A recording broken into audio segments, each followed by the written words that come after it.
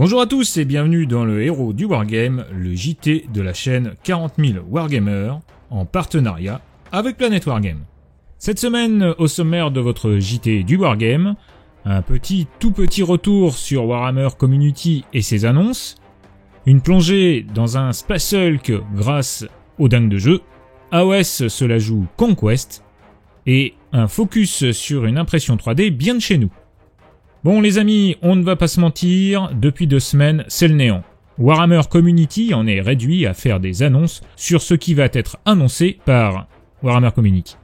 On note quand même la figurine du lundi avec un vampire prince des rats, très bonne référence à Louis dans Entretien avec un vampire.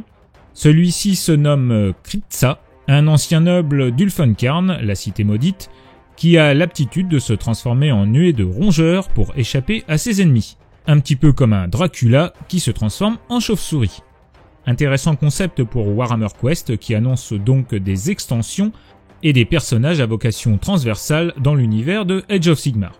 Warhammer Community exploite le filon Warhammer Quest avec la présentation plus en détail des zombies de la boîte de base. On nous explique que la vie des morts-vivants est un enfer. En même temps, le concept de l'escargot avec un zombie qui porte sa tombe sur son dos, c'est un peu la double peine. J'avoue que j'aime bien les figues, mais le concept m'échappe un peu.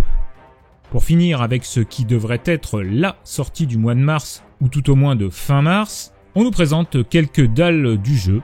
Alors c'est pas mal, mais on est un peu déçu quand même, ça a pas l'air d'un niveau graphique renversant. Pour Warhammer 40 000, on nous annonce aussi la sortie de l'extension de campagne du secteur Sharadon, Acte 1, le livre de la rouille. Je dois bien avouer que depuis que 40 000 Wargamers s'est mis en mode Crusade, nous regardons ces sorties avec un œil plus intéressé. Car franchement, si c'est comme la campagne d'Argovon dans les White Dwarfs, ça peut valoir le coup. À voir de plus près. À voir aussi ce qui nous est annoncé pour la boîte Pities and Pain avec les Drukhari et les Sœurs de Bataille qui sont sur le point d'arriver sur nos étals. On nous présente ici ce qu'on savait déjà, des figurines exclusives et une boîte qui, espérons-le, sera très intéressante en termes de prix. On continue votre héros du Wargame avec la sortie imminente chez votre marchand de journaux de The Mortal Realms, un Conquest pour Age of Sigmar aux éditions Hachette. Comme pour Conquest, l'offre est très intéressante sur le plan du portefeuille. On retrouve ici les Nighthunt et les Stormcast, avec une série de décors issus de Warcry ainsi que des peintures et des accessoires divers. Au-delà de tout cela, ce qui est intéressant, c'est la démarche et le coup de projecteur que cela va apporter à votre hobby préféré. Avec la démocratisation du billet d'entrée et la publicité que cela va engendrer sur les médias classiques, c'est un booster pour agrandir notre communauté de joueurs.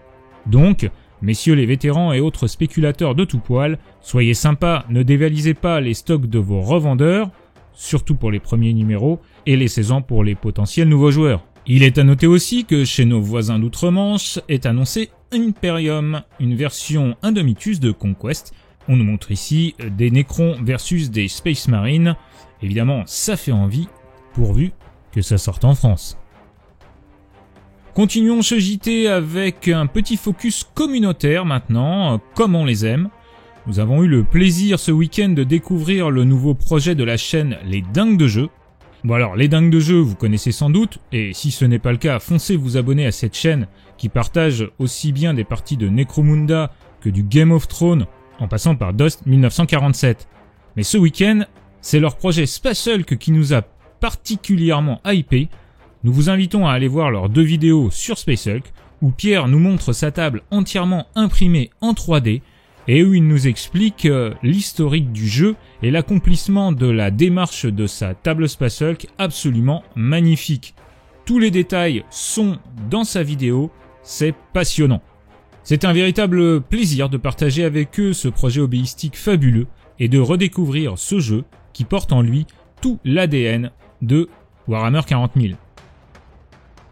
S'ensuit un rapport de bataille sur la mission 1 de Space Hulk, où on a le plaisir de se replonger dans cet univers fantastique. En un mot, et pour faire court, que vous soyez un vétéran du hobby ou que vous le découvriez, foncez découvrir ou redécouvrir Space Hulk, sur la chaîne des dingues de jeux. Pour finir votre héros du Wargame cette semaine, un petit partage sur un site de production d'impression 3D français avec 3D Board Games Accessories qui vous propose des tables de jeu clés en main, prépeintes ou non, des accessoires de jeu bien utiles et pratiques comme des socles, des sous-socles, des marqueurs et avec en plus, en cette période de sortie imminente de la faction Drukhari, des proxys en impression résine pour des grotesques du plus bel effet.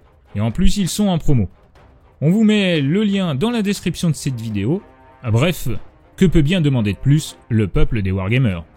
Voilà, ce numéro du héros du Wargame est maintenant terminé. Merci de l'avoir suivi. N'oubliez pas de mettre un petit pouce en l'air, de vous abonner à la chaîne et de la partager autour de vous. Je vous rappelle que vous pouvez aussi soutenir la chaîne sur son Tipeee, car plus que jamais, sans maîtrise, la chagate n'est rien.